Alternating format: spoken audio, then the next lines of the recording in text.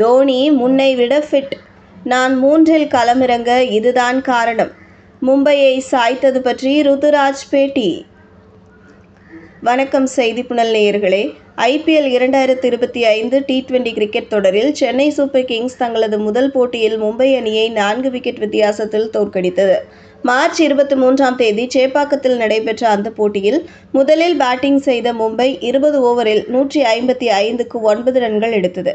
அதிகபட்சமாக திலக் வர்மா 31, கேப்டன் சூரியகுமார் 29, தீபக் சஹர் 28 ரன்கள் எடுத்தனர். சென்னைக்கு அதிகபட்சமாக நூர் அகமது 4, கலீல் அகமது 3 விக்கெட்டுகளை எடுத்தனர். அடுத்து விளையாடிய சென்னைக்கு கேப்டன் ருத்துராஜ் அதிரடியாக விளையாடி 53 ரன்கள் எடுத்து நல்ல துவக்கத்தை கொடுத்தார்.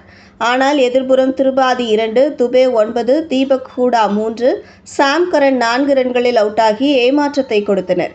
இருப்பினும் மறுபுறம் நங்கூரமாக விளையாடிய துவக்க வீரர் ரச்சின் ரவீந்திரா 65 ரன்கள் விளாசி பினிஷிங் கொடுத்தார். கூடவே ஜடேஜா 17 ரன்கள் எடுத்ததால் 19.1 ஓவரில் 158க்கு 6 ரன்கள் எடுத்த சென்னை போராடி தங்களது முதல் வெற்றியை பெற்று தொடரை வெற்றிகரமாக துவங்கியது. மும்பைக்கு அதிகபட்சமாக விக்னேஷ் புத்தூர் 3 விக்கெட்டுகள் எடுத்தும் தோல்வியை தவிர்க்க முடியவில்லை. இந்த நிலையில் சேப்பாக்கம் மைதானம் சூழலுக்கு சாதகமாக இருக்கும் என்பதை கணித்து ஏலத்திலேயே ஜடேஜா, அஸ்வின், நூர் அகமது ஆகியோரை வாங்கி வெற்றிக்கான திட்டங்களை சரியாக அமைத்ததாக கேப்டன் ருத்துராஜ் கூறியுள்ளார். இந்த வெற்றி பற்றி அவர் பேசியது பின்வருமாறு. வெற்றி பெற்ற அணியின் பக்கம் இருப்பதில் மகிழ்ச்சி. இந்த வெற்றி இன்னும் கொஞ்சம் எளிதாக தெளிவாக இருந்திருப்பதை விரும்புகிறேன்.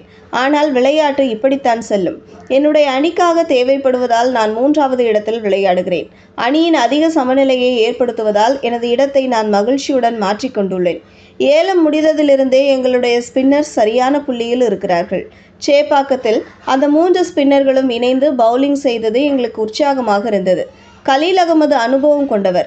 நூர் துருப்பு சீட்டு. அதனாலேயே நாங்கள் அவரை அணியில் இருப்பதை விரும்பினோம். அஸ்வின் இருப்பதையும் விரும்புகிறோம்.